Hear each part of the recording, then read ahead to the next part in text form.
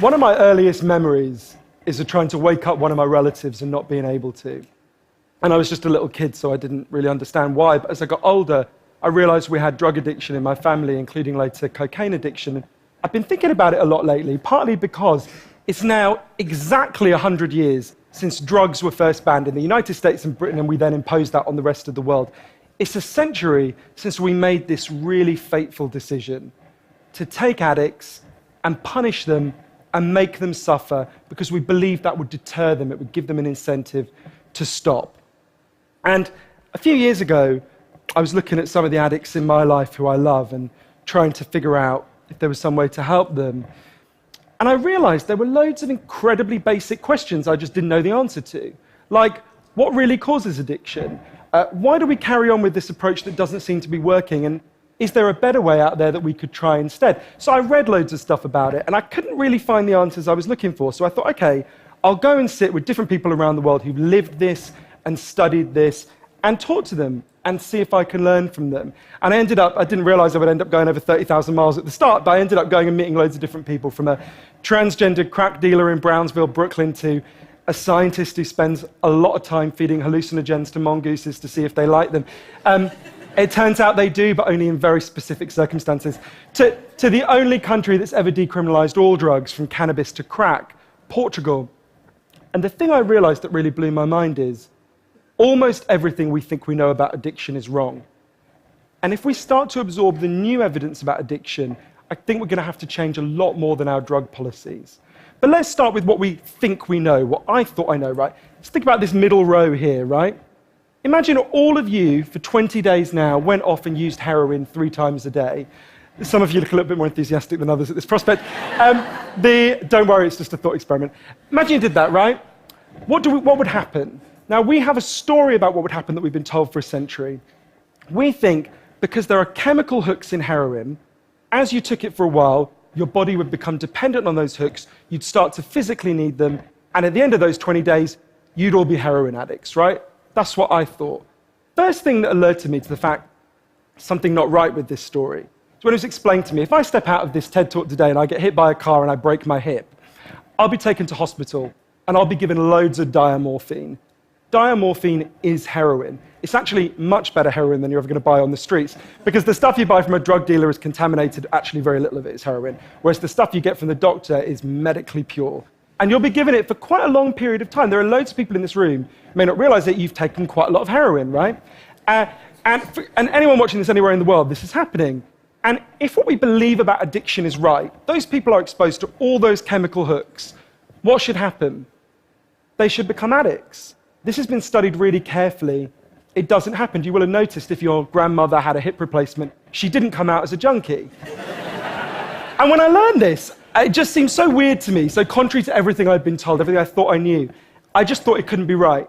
Until I went and met a man called Bruce Alexander, who's a professor of psychology in Vancouver, who carried out an incredible experiment that I think really helps us to understand this issue.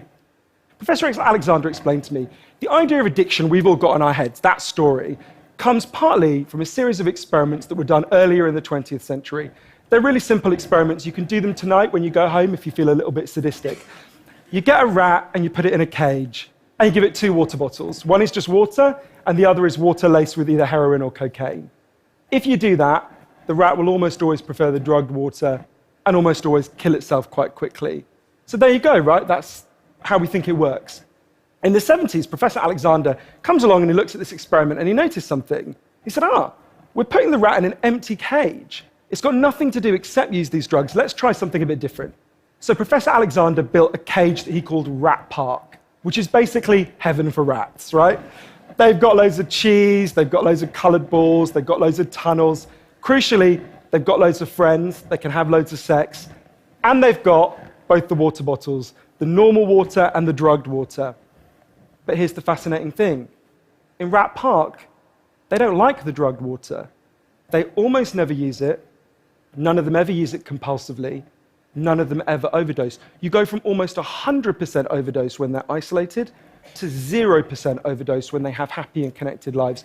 Now, when he first saw this, Professor Alexander thought, maybe this is just a thing about rats. They're quite different to us, maybe not as different as we'd like, but, But fortunately, there was a human experiment into the exact same principle happening at the exact same time.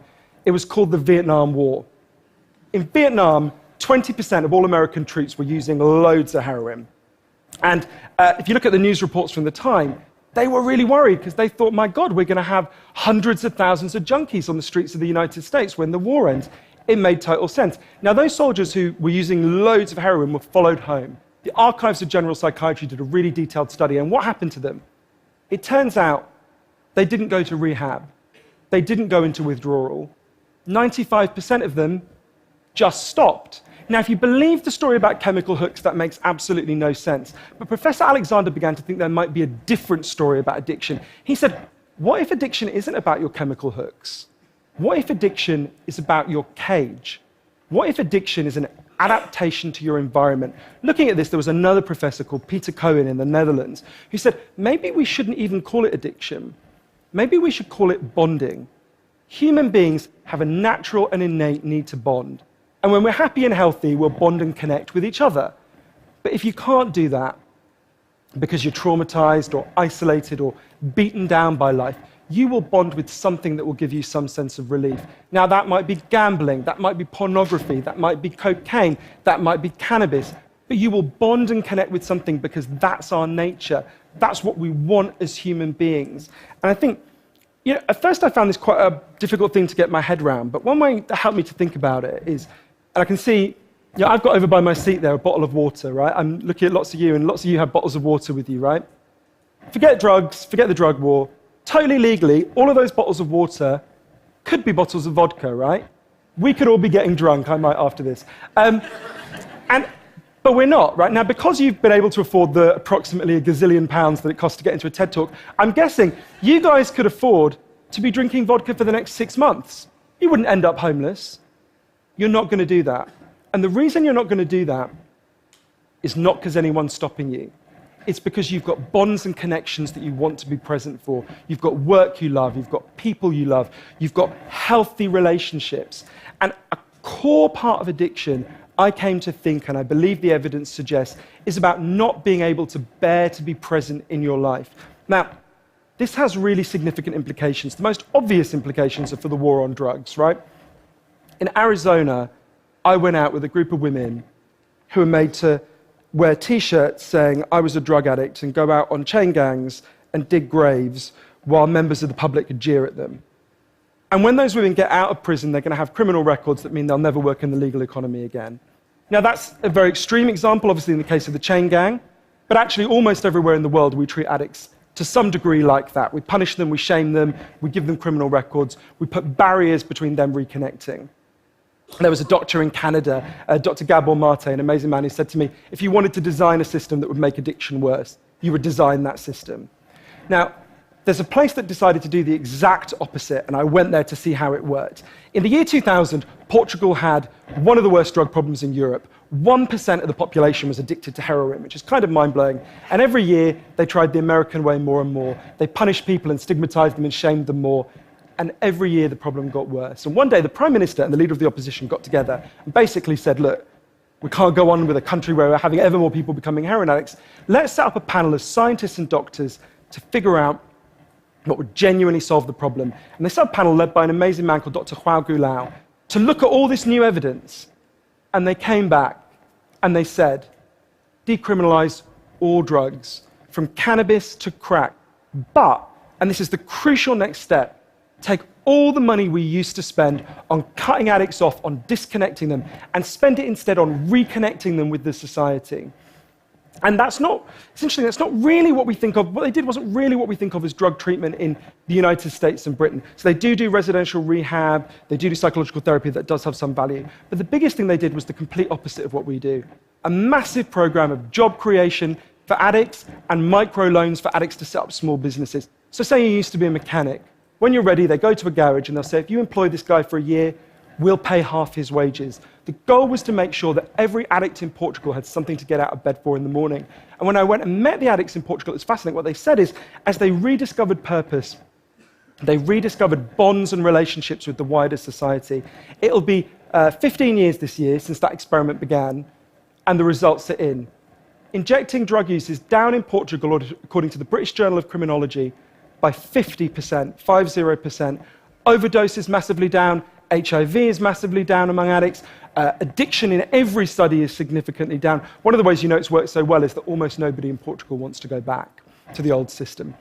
Now, that's the kind of political implications. I actually think there's a layer of implications to all this research below that. We live in a culture where people feel really increasingly vulnerable to all sorts of addictions, whether it's to their smartphones or to shopping or to eating. Before these talks began, you guys know this, that we were told we weren't allowed to have our smartphones on. And I have to say, a lot of you looked an awful lot like addicts who were being told their dealer was going to be unavailable for the next couple of hours. And a lot of us feel like that. And it might sound weird to say, I've been talking about how disconnection is a major driver of addiction. It might be weird to say it's growing because you think, well, we're the most connected society there's ever been, surely. But I increasingly began to think that the connections we think we have, are like a kind of parody of human connection. If you have a crisis in your life, you'll notice something. It won't be your Twitter followers who come to sit with you. It won't be your Facebook friends who help you turn it round. It'll be your flesh and blood friends who you have deep and nuanced and textured face-to-face relationships with. And I think there's a study I learned about from Bill McKibben, the environmental writer, I think tells us a lot about this. It looked at the number of close friends the average American believes they can call on in a crisis. That number has been declining steadily since the 1950s. The amount of floor space an individual has in their home has been steadily increasing. And I think that's like a metaphor for the choice we've made as a culture, right? We've traded floor space for friends, we've traded stuff for connections, and the result is that we are one of the loneliest societies there has ever been. And yet, Bruce Alexander, the guy who did the Rat Park experiment, says, we talk all the time in addiction about individual recovery, and it's right to talk about that, but we need to talk much more about social recovery. Something's gone wrong with us, not just as individuals, but as a group. And we've created a society where, for a lot of us, life looks a whole lot more like that isolated cage and a whole lot less like Rat Park. But if I'm honest, this isn't why I went into it, right? I didn't go in to discover the political stuff, the social stuff. I wanted to know how to help the people I love. And when I came back from this long journey and I'd learned all this, I looked at the addicts in my life, and if you're really candid, it's hard loving an addict, and there's going to be lots of people who know in this room you're angry a lot of the time. And I think one of the reasons why this debate is so charged is because it runs through the heart of each of us, right? Everyone has a bit of them that looks at an addict and thinks, I wish someone would just stop you. And the kind of script we're told for how to deal with the addicts in our life is typified by, I think, by the reality show Intervention. If you guys haven't seen it, I think everything in our lives is typified by reality TV, but that's another TED Talk. If you've never seen the show Intervention, it's a pretty simple premise. You get an addict, all the people in their life, gather them together, and say, if you don't shape up, confront them with what they're doing, and they say, if you don't shape up, we're going to cut you off, right? So what they do is they take the connection to the addict and they threaten it. They make it contingent on the addict behaving the way they want. And I began to see why that approach doesn't work. And I began to think that almost that's like the importing of the logic of the drug war into our private lives. So I was thinking, well, how can I be Portuguese, right? And what I try to do now, and I can't tell you I do it consistently, and I can't tell you it's easy, is to say to the addicts in my life that I want to deepen the connection with them, to say to them, I love you whether you're using or you're not. I love you whatever state you're in, and if you need me, I'll come and sit with you, because I love you and I don't want you to be alone or to feel alone. And I think the core of that message, you're not alone, we love you, has to be at every level of how we respond to addicts, socially, politically, and individually. For 100 years now, we've been singing war songs about addicts. I think all along we should have been singing love songs to them, because the opposite of addiction is not sobriety. The opposite of addiction is connection. Thank you.